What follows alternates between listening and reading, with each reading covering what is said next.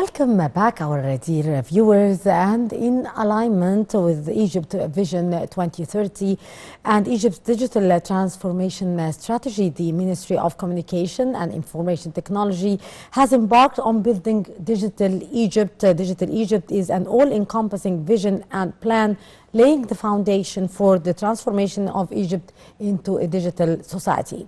To shed more light on the issue, we are very much delighted to be joined over the phone by Professor Dr. Wael Badawi, member of the Communication and Information Technology Research Council. He is also professor and head of the Cybersecurity and Data Science program at the Faculty of Artificial Intelligence.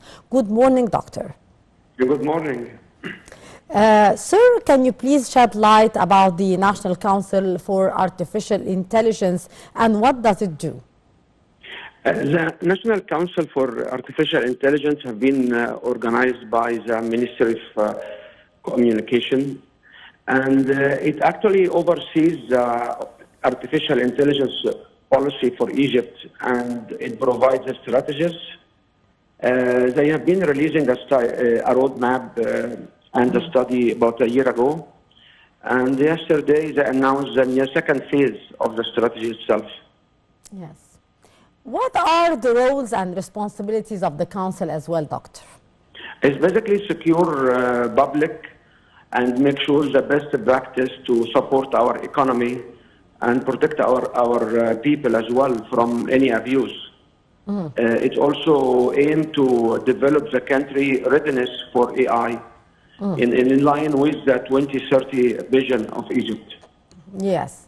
What is the aim of the national strategy for the artificial intelligence? Right now we are in second phase, and the second phase is to enhance or to make a better AI readiness for the country. Yes. And they are looking for 6 pillars. They are looking for governance, environment, information infrastructure, information itself, HR, and technology, which means that they will provide directions and potential programs to enhance the HR, for example, or to enhance the technology readiness in countries. Yes, and what is here the relationship between the AI and achieving Egypt's sustainable development goals, sir? Egypt's sustainable goals cannot be achieved without digitalization, information technology, and the AI is part of that. So using AI and using the awareness of AI and how we use AI, investment in AI, this will enable the country to move toward sustainable nation. We have also to consider that AI for us is a must because European Union, for example, start to establish a new law in AI.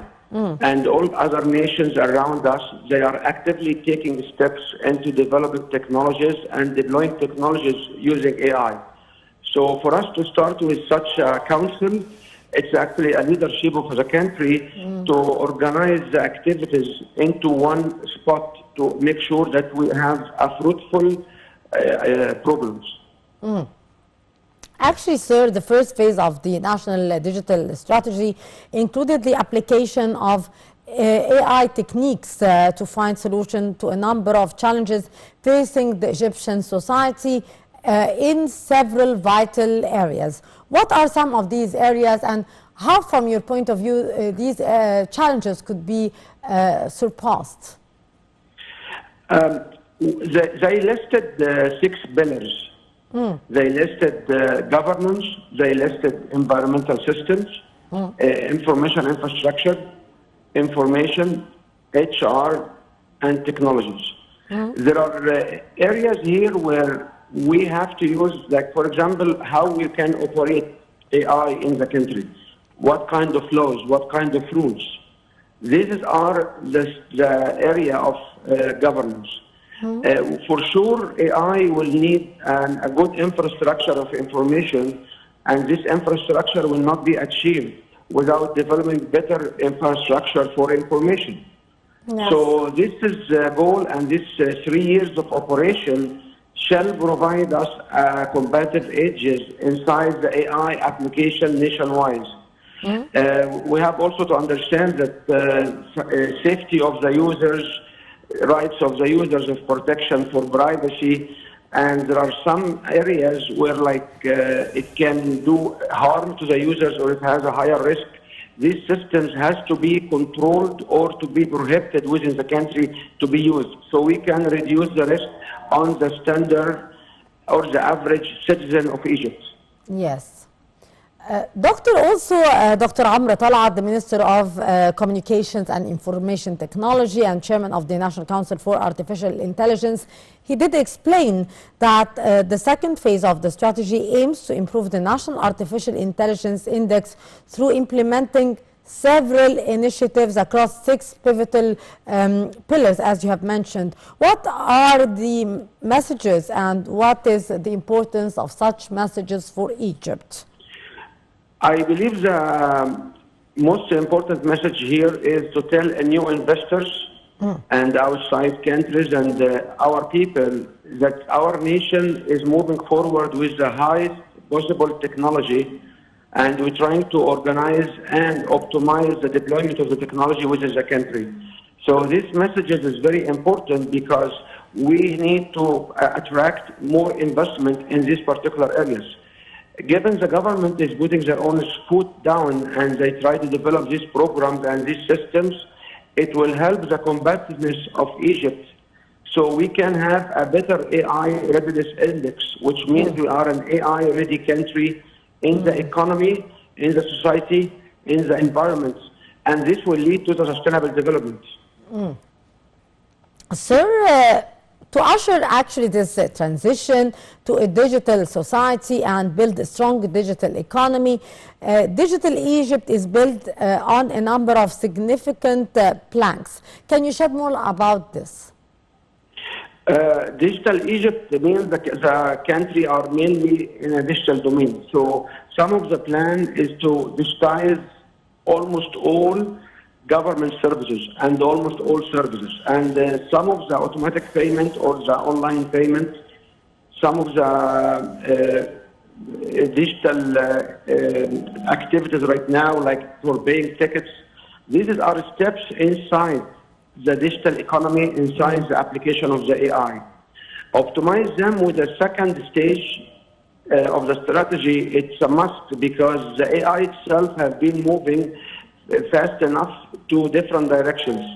And European Union, EU, and the other countries are trying to catch up. So for us to build a second stage of the strategy, considering all the new development over 3 years, this will foster the economy and the HR capacity of our nation. Sir, also the information technology strategy for 2030 contributes to achieving the objectives actually of Egypt's Vision 2030 through building Digital Egypt. How Digital Egypt could be built, and what are the most important objectives that could be achieved to reach fighting corruption, ensuring cybersecurity, and promoting Egypt's position at the regional and international levels?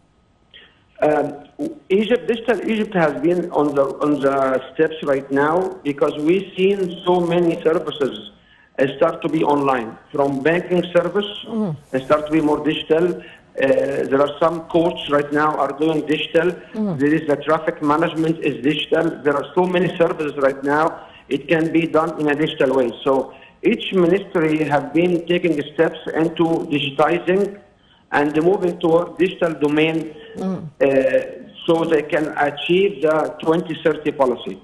Now, what we need to do is we need to ensure the security and the privacy and the integrity of this information. Yes. So coming with a second strategy where inside the AI domain, we always talk to cybersecurity on blockchain technologies. These are components inside the AI. So promoting this kind of services will equip our environment with a higher level of security, and it will also create transparency and it create trust into the individuals to use our system. Yes. So what we are right now into the mix of building. There are so many activities. They did not conclude yet to a full system yet, but the steps have been taken are much like a leapfrog steps into this kind of automation or digitalization. Yes. How that could be secured? How we can reach a good cybersecurity, doctor? By having a strategy and individuals and the organizations who are equipped enough to create our system and to track attacks and try to stop our attacks. So making a homegrown technology, it's a must in this area. And I believe this strategy has this one of the pillars because all the discussions were around high-risk system, were around how to be able to achieve this kind of security and how to come up with a unified strategy that supports the government priorities and all other entities so they can use AI and digitalization into a high security environment. And it also equips the units with what's going on around the world in the international development. They make them ready for that. Yes. Sir, also we have to mention here as we are talking that Digital Egypt is an all-encompassing vision and it is a plan which lays the foundation for the transformation, as we have mentioned, into a digital society.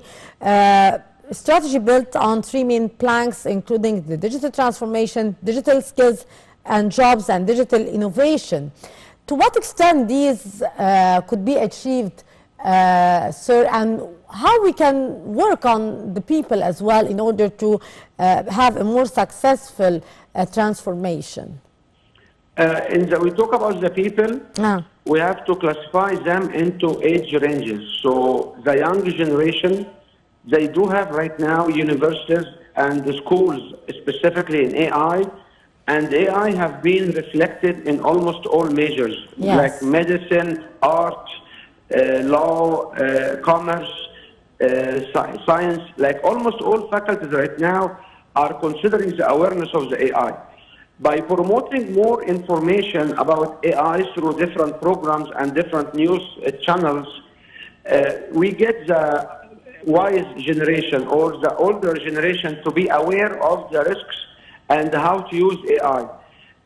Now, AI is implemented inside the systems. It's not a unique identified application. So by having this AI awareness around the older generation, this will create a harmonized society which understands the risk, it understands the usability, and it can access this technology in a safe environment. Sir, also these pillars are standing on two extremely important bases, which are digital infrastructure as well as the legislative framework. What's your take on that? Digital infrastructure is a key because the speed of the internet and the accessibility of the internet everywhere, it's a must to use digitalization. Now, how we control who has the access to the AI, how the AI protects the people, how people are protected from the abuse of using AI. This where the legislation is a key. Because we cannot let it go so people can go and fake news, fake videos. We can also don't leave it so people can collect massive information and study demographic and then come back with directed ads or harm the people. So legislation here is a must, and the legislation usually comes after the technology. We cannot organize or optimize the use of what we don't know. We have to control the use of what we know. So when the technology is mature, legal and legislation regulation will come as a second stage, and the ethics of using this technology and enforcing these issues and legislation is the second phase of deploying these technologies. Yes. Sir, to what extent AI here could be beneficial on the economic, social, and environmental levels as well? Currently, AI is used in so many protected areas like high-speed ticketing, and it also fraud attacks and fraud access to a financial situation. So right now, AI is used to protect us. On the future, each one of us will develop a better skills into the AI domain to support his current job. Yes. So what we say is AI is not coming to replace our jobs. Basically, the way we operate in our jobs will be different. And the differences here are automation. It's like using a calculator right now, not doing the add in your head. Using computers without using paperwork for doing specific operations. So in the future, we will tell the AI to do specific operations, and we will use the outcome to enhance the delivery and the productivity of our jobs. That's why the government is so keen to prepare each one and everyone in the society to be able to use these technologies so they can better develop and better being productive into the nation in the future. And the future here is about 3 to 5 years. The future is not too far. Yes. So to what extent also building capacities and encouraging innovation are important elements in order to reach that and reach our strategy here? Currently, in our nation, there are so many programs for building capacity, from training after universities. We are one of the leading countries in offering programs in AI, and we opened the first faculty of AI in 2019. We are the first one in Africa and the Middle East on doing this step. Building this capacity to make them ready to join the workforce in the future, it's a must. And we are taking the steps, the nation is taking the steps, and I am one of the good examples because I'm also working for a school of artificial intelligence. Yes. So we focus into the computer science area on data science and artificial intelligence. Data science is a key because when we have a large population, the only way of doing predictions for outbreaks of different disease or different behaviors is to use data science. So whenever you have a large nation, data science and AI in automation, it's a must to accelerate and create a better productive results. Yes. Finally, Doctor, as the professor and head of the cybersecurity and data science program at the Faculty of Artificial Intelligence, what's your advice here to the new generation regarding that domain? To what extent it is influential, and to what extent many young people should be enrolled and involved in these domains in particular? My advices are you have to keep yourself aware of the situation. If any opportunity you have to enhance your skills, move forward. Any of the government program, if you can join, and you have so many government programs are actually for free or supported by the government, you should be able to subscribe and have an active participation because the time is the key. And if you don't advance quickly, the world will go away from you and you will be stay behind. So my advice is keep your awareness, work hard on developing your skills, attend as many as you can of training so you can be ready for the future. Indeed, Professor Dr. Wael Badawi, member of the Communications and Information Technology Research Council and professor and head of the Cybersecurity and Data Science program at the Faculty of Artificial Intelligence. Many thanks for being our guest for today, sir, and have a lovely morning. Our dear viewers, now we'll go to a short break, and after that we'll be back to continue our segments in the breakfast show, so stay tuned.